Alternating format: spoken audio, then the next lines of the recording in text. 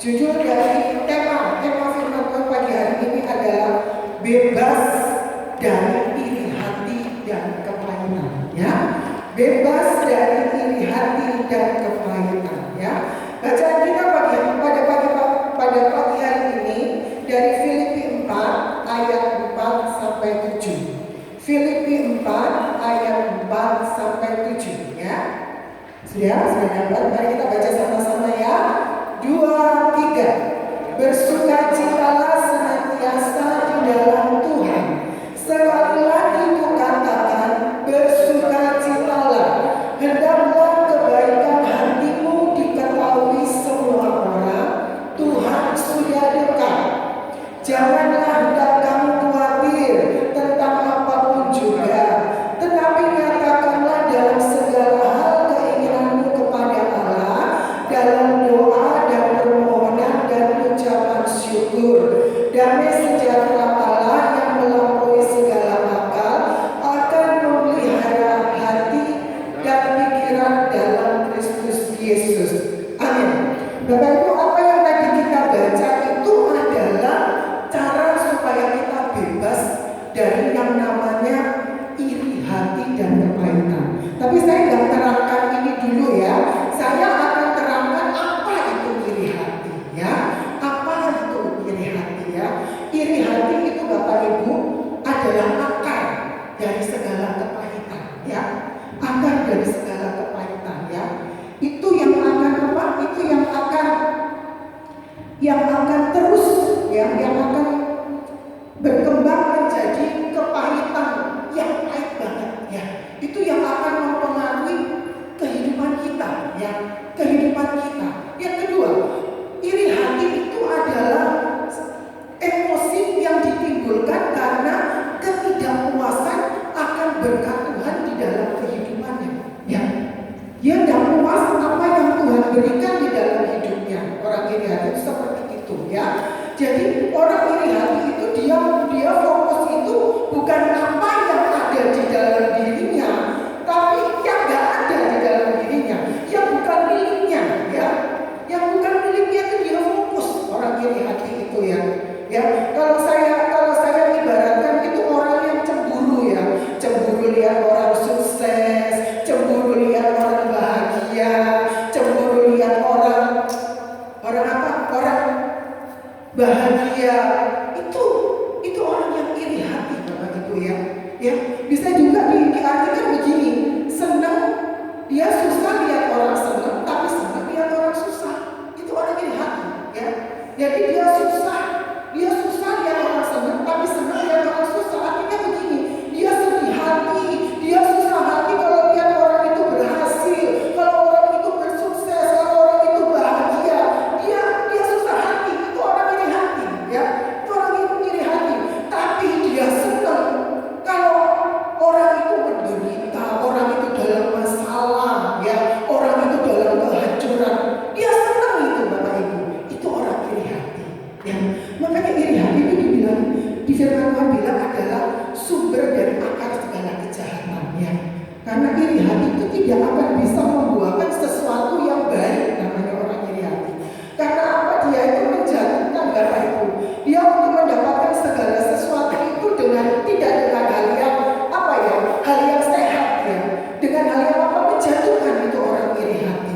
Makanya firman Tuhan pada pagi hari ini, biarlah kita setiap orang percaya supaya iri hati itu tidak ada di dalam kehidupan kita, supaya kita itu bebas yang dari namanya iri hati, Bapak Ibu, ya.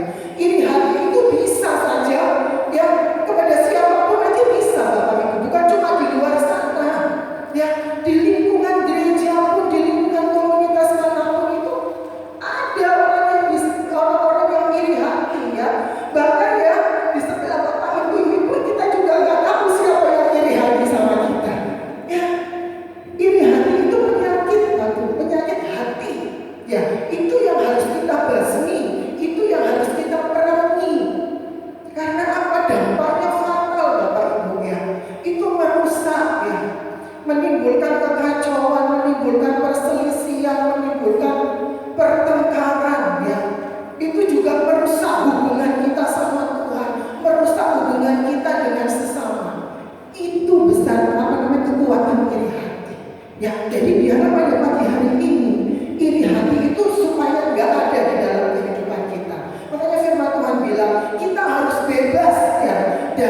segala macam yang namanya iri hati dan kepahitan. Ya, iri hati dan kepahitan. Iri hati itu akarnya yaitu kepahitan itu tadi. Ya, kalau itu berkembang Bapak itu ya, itu akan menimbulkan yang namanya kejahatan, dosa, ya, dosa yang menguasai di dalam hidup kita. Nah, biar pada pagi hari ini kita mau belajar ya. Kadang kita juga bisa gini ya. Orang kok bisa iri hati itu dari mana ya? Ya, kadang kita bertanya kok kita bisa ya iri hati. Ya, makanya pagi hari ini saya akan bahas ya. Asal mula iri hati itu dari mana? Ya, orang itu kok bisa iri hati itu dari mana asal mulanya? Ya, yang pertama, hati dan pikiran yang tidak murni, Bapak Ibu ya. Iri hati itu bisa timbul karena hati dan pikiran yang tidak murni. Pikiran yang tidak murni itu seperti apa? Ya, pikiran yang tidak jujur. Ya, hati dan pikiran yang tidak murni ya itu adalah, kalau kita tanya hati yang tidak murni itu seperti apa? Hati yang tidak jujur ya, hati yang tidak tulus ya, hati yang tidak berfokus kepada Tuhan ya. Makanya dia akan hidup di dalam dosa, Bapak Ibu. Jadi iri hati itu muncul karena apa? Yaitu karena hati dan pikiran kita itu tidak murni, Bapak Ibu. Ya, itu yang menjadi celah ya untuk timbulnya iri hati, Bapak Ibu. Makanya firman Tuhan juga bilang apa? Jagalah hatimu dengan segala kewaspadaan. Ya, dengan segala kewaspadaan. Artinya kita itu harus siap-siaga. Kita itu harus apa ya? Sigap, nggak boleh lemah. Namanya kita menjaga segala kewaspadaan, Bapak Ibu. Karena apa? Kita itu punya yang namanya apa ya? Kita itu yang punya yang namanya benih dosa, Bapak Ibu. Jadi untuk melakukan suatu yang salah, suatu dosa itu kita lebih condong, kita lebih gampang. Makanya firman Tuhan bilang, jagalah hatimu ini. Ya, dengan apa? Dengan segala kewaspadaan. Karena apa? Karena di situ apa? Ya, jagalah hatimu dengan segala kewaspadaan, karena di situ terpancar kehidupan. Iya, Bapak Ibu. Jadi hati yang murni itu hati yang tulus ya, hati yang jujur, hati yang berfokus penuh sama Tuhan. Hati yang berfokus penuh sama Tuhan itu yang gak mendua hati. Nah, yang gak mendua hati, Bapak Ibu, yang tulus, yang jujur. Jadi tidak ada tipu-tipu di dalam hidupnya. Ya, itu hati yang murni. Ya, kalau kita menjaga hati yang murni, pikiran kita pun akan murni. Semua itu asalnya dari hati. Ya, karena hati itu wadah, Bapak Ibu. Karena itu hati itu wadah. Ya, hati kita seperti apa? Yaitu pikiran kita akan tercemar. Jadi bagaimana? Jadi asal mula iri hati itu karena apa? Karena hati dan pikiran kita tidak murni. Ya. Sebab firman Tuhan dari Markus 7 ayat 21 sampai 23.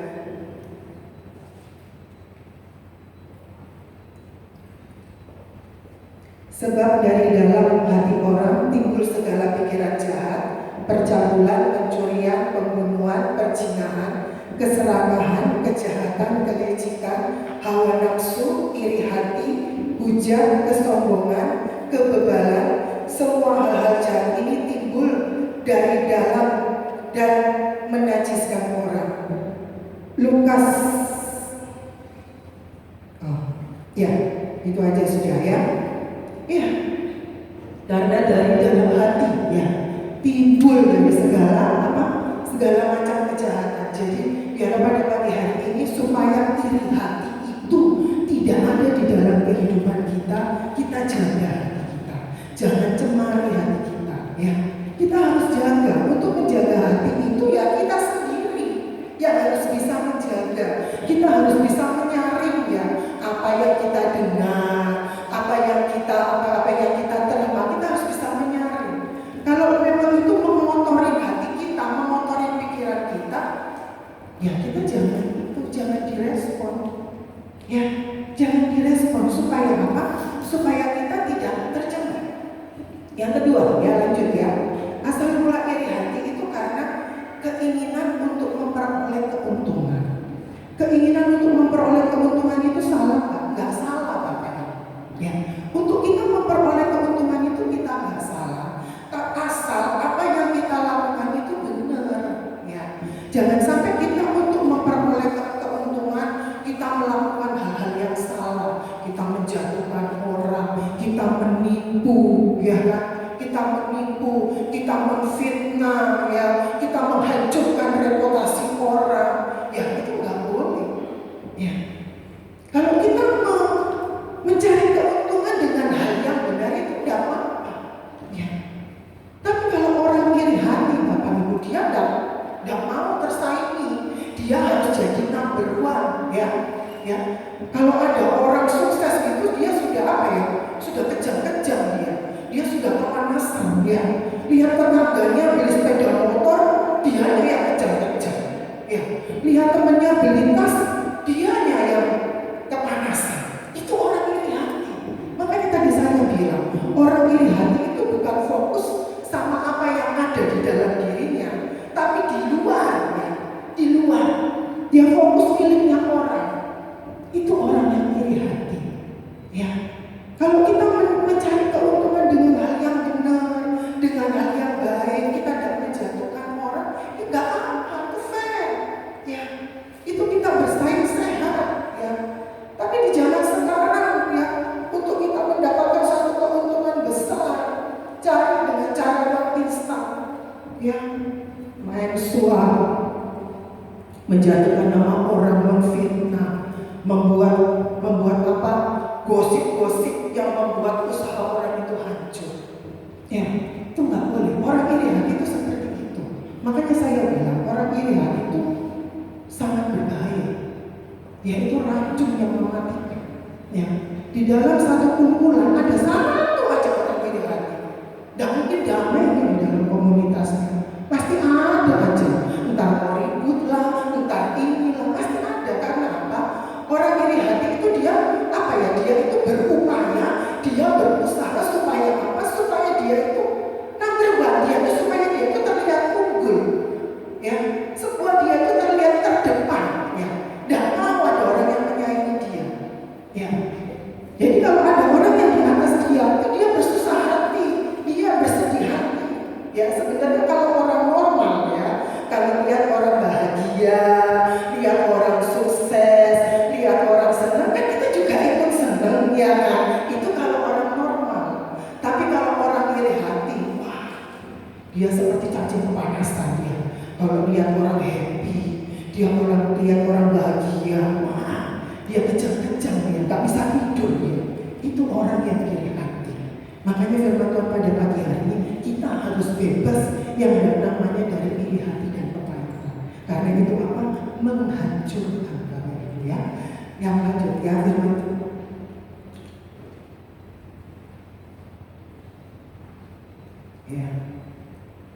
Ya, firman Tuhan ya. Katanya lagi kepada mereka, berjaga-jagalah dan waspadalah terhadap segala ketamakan. Sebab walaupun orang berlimpah-limpah hartanya, hidupnya tidaklah tergantung daripada kekayaan itu. Ya, jadi kalau orang yang mau keuntungan sendiri, nanti ujung-ujungnya itu tadi serakah, tamak, ya. Lanjut, ya. Munculnya asal mula munculnya iri hati itu bisa juga karena perasaan tidak adil, ya. Karena pilih kasih itu bisa timbul yang namanya iri hati, ya. Contohnya seperti Yusuf, ya. Yakub beliin baju ya buat Yusuf, tapi kakak-kakaknya gak dikasih. Jadi kakak-kakaknya itu jealous sama Yusuf, makanya timbul yang namanya iri hati, ya. Jadi iri hati itu bisa muncul karena perlakuan orang gitu, karena kita semena-mena, karena kita merendahkan dia, ya, karena kita gak adil, itu bisa muncul yang namanya iri hati, ya. Makanya kita perlu jaga hati kita perlu jaga ya perilaku kita, perkataan kita, supaya apa? Gak membuat orang jadi apa? jadi iri hati, jadi sakit hati sama kita. Ya, kita perlu jaga gitu ya. Karena kita kan nggak tahu hati orang itu pada waktu itu lagi dalam keadaan apa, kita nggak tahu. Makanya kita perlu jaga hati, ya, jaga hati. Karena ini tadi firman Tuhan bilang itulah semua terpancar kehidupan itu dari hati itu. Ya, hatimu seperti apa, ya nanti keluar apa seperti itu. Yang nggak dibohongin. Ya, firman Tuhan juga bilang apa yang menajiskan orang itu bukan apa yang kita makan, ya, bukan apa yang kita makan, tapi apa yang kita makan itu masuk ke dalam perut, keluar ke dalam jamban, ya. Tapi yang menajiskan orang itu apa yang keluar dari hati. Ya, makanya kita harus jaga hati kita, ya. Itu apa namanya? Asal mula iri hati.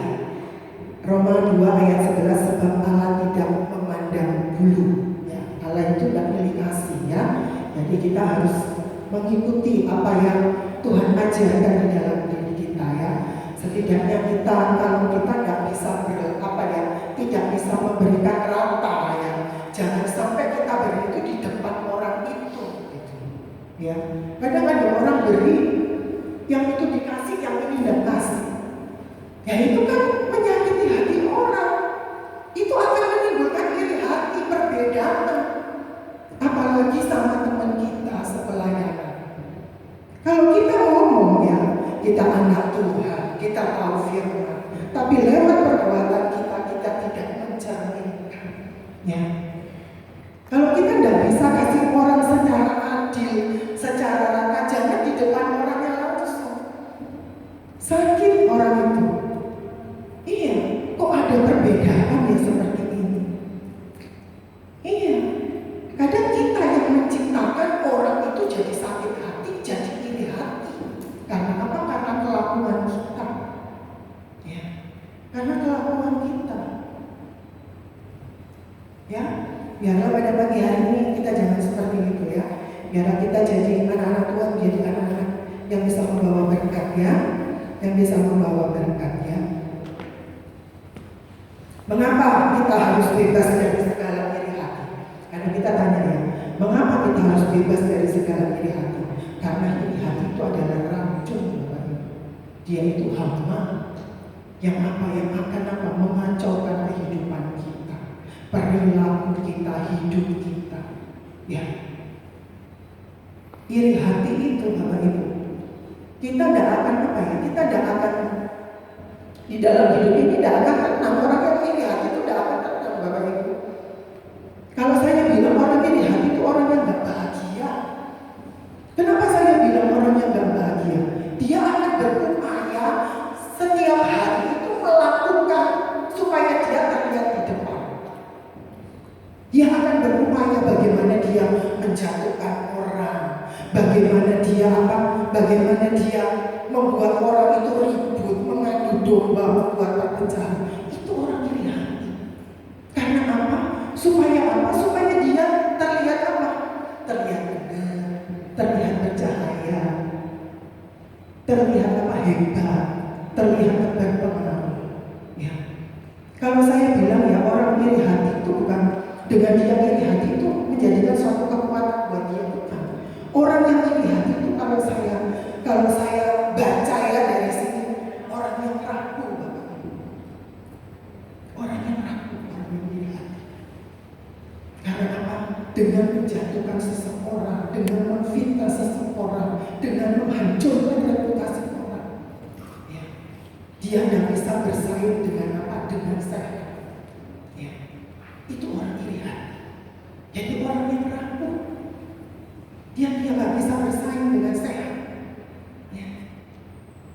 Nah, orang yang seperti ini, Bapak Ibu, kalau lama-kelamaan iri hati itu kita kasih ruang di dalam hidup kita, kita kasih ruang, kita rawat dia, kita hidupi dia di dalam hidup kita tinggal tunggu waktunya aja. Ya, firman Tuhan bilang apa, ya? Kalau orang yang seperti ini, orang iri hati itu seperti apa, ya? Dia seperti sedang menggali lubang, ya, menggali lubang. Untuk apa? Untuk dirinya sendiri. Ya semakin jahat dia melakukan, semakin jahat dia, ya semakin apa yang dia lakukan gitu ya, semakin dalam lubang itu dia akan gali. Ya. Makanya firman pada pagi hari ini kita harus bebas dari yang namanya iri hati dan keraguan, karena itu mencemari dan akan membuat kita maju, ya, dan akan membuat kita apa ya, akan membuat kita bertumbuh di dalam iman kita. Dan itu menjadi penghalang, itu menjadi penghalang, ya. Yakobus 3 ayat 16, sebab di mana ada iri hati dan mementingkan diri sendiri, di situ ada kekacauan dan segala macam perbuatan jahat. Nah, ya Bapak Ibu ya, kita lanjut ya.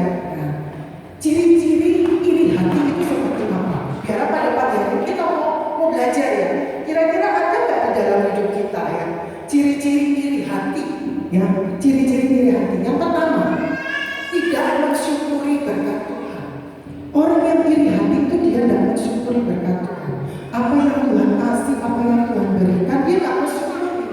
Dia kurang aja. Karena apa? Dia lihat. Bukan dia mensyukuri apa yang dia terima, tapi dia lihat ya, apa yang bukan jadi miliknya. Ya, contohnya temannya beli apa, ya dia fokus sama itu, gak fokus sama apa yang dia miliki. Itu orang yang iri hati. Makanya saya bilang, orang yang iri hati gak tenang hidupnya, capek, gak bahagia. Karena apa? Dia gak bisa mensyukuri apa yang Tuhan berikan, ya. Padahal firman Tuhan juga bilang ya, di Lukas 6 ayat 38, berilah dan kamu akan diberi suatu takaran yang baik, yang dipadatkan, yang digoncangkan, dan yang tumpah keluar akan dicurahkan dalam ribaanmu. Sebab ukuran yang kamu pakai untuk mengukur akan diukurkan kepadamu. Maksudnya begini Bapak Ibu, kita itu punya takaran sendiri. Berkat Tuhan itu tidak akan tertukar. Kita itu sudah punya takarannya sendiri. Jadi kita itu tidak usah iri sama orang. Ya, kita itu sudah punya porsinya sendiri. Ya, makanya diajarkan untuk apa? Untuk bersyukur. Ya, tentang apa yang Tuhan berikan di dalam kehidupan kita. Karena apa? Karena kita itu sudah punya takarannya sendiri. Berkat kita itu tidak mungkin tertukar. Ya, firman Tuhan juga bilang kita sudah punya takarannya sendiri. Ya, jadi apa yang Tuhan berikan biarlah kita bersyukur. Ya, kalau kita seperti ini ya kita bertobat Bapak Ibu ya. Ciri-ciri iri hati. Yang kedua, nah yang kedua itu orang yang iri hati itu dia tidak senang dengan kesuksesan orang lain. Ya, dan tadi saya bilang dia tidak senang lihat orang lain itu sukses, dia tidak senang Bapak Ibu.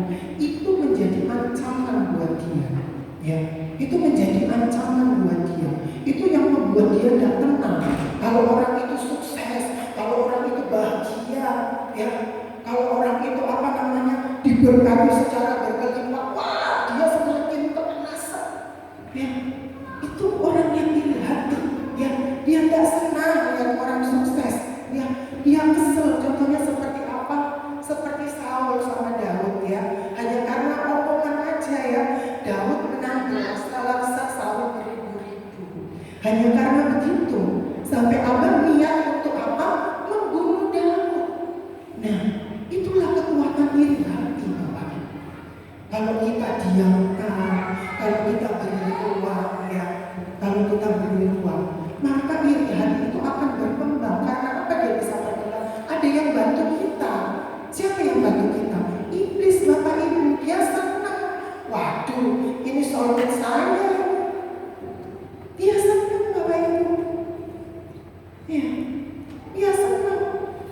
Dia akan tuntut kita seperti itu sampai apa kita nggak bisa terlepas. Kalau kita beri ruang, kalau kita ada seperti ini, kita nggak senang lihat orang berhasil. Kita bertobat. Mestinya kalau lihat kita orang berhasil, orang sukses, bukan iri Bapak Ibu. Itu jadi motivasi kita gitu. Bagaimana supaya kita sama seperti dia. Bukan menghancurkan, bukan menghambat dia, bukan melemahkan. Ya, tapi melihat keberhasilan orang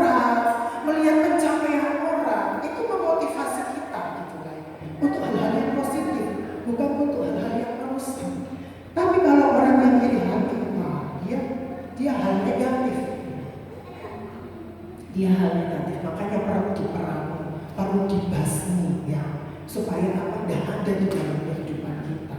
Karena apa? Kita ini rentan Bapak Ibu. Ketika kita buka celah, nggak besar, celah kecil aja untuk ruang iri hati, itu akan berguna ya. Karena apa? Iri hati itu tidak akan membawa dampak yang baik di dalam kehidupan kita ya. Kehancuran ya. Ya, Yakobus 3 ayat 12, sebab di mana ada iri hati dan keinginan untuk mementingkan diri sendiri, disitulah ada kekacauan dan segala macam perbuatan jahat.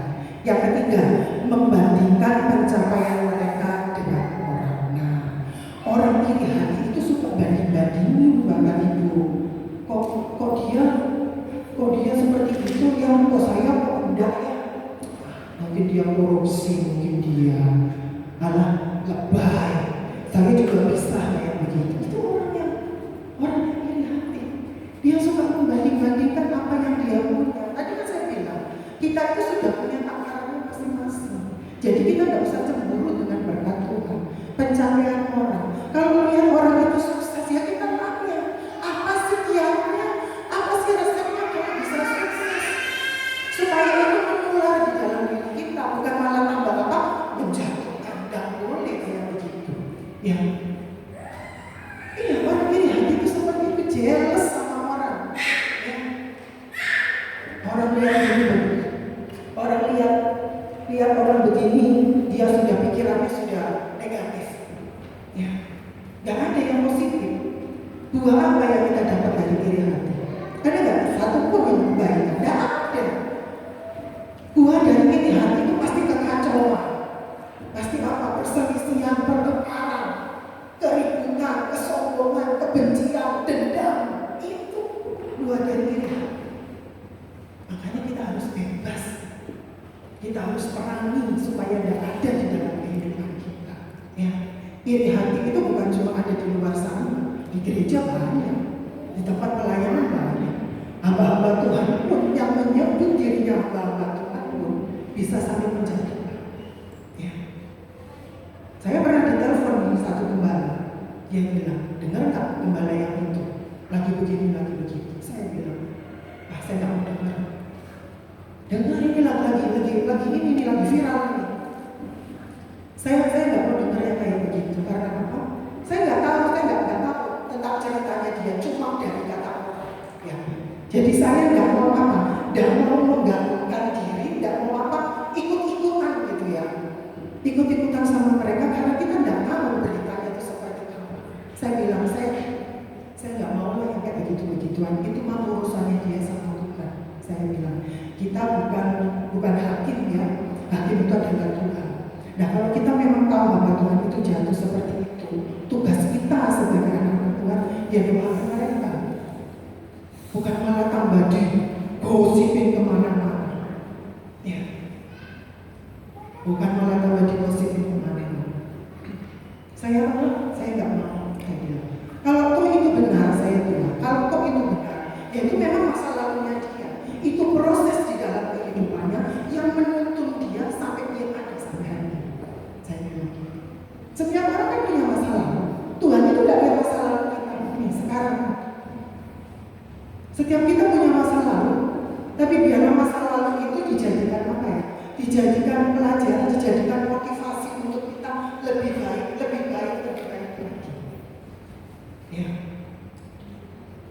Ya, kita harus begitu, kita harus tolak. Kalau ada hal yang kita tidak tahu, kita tidak paham, kita tidak ngerti, cuma dari katanya, kita tolak.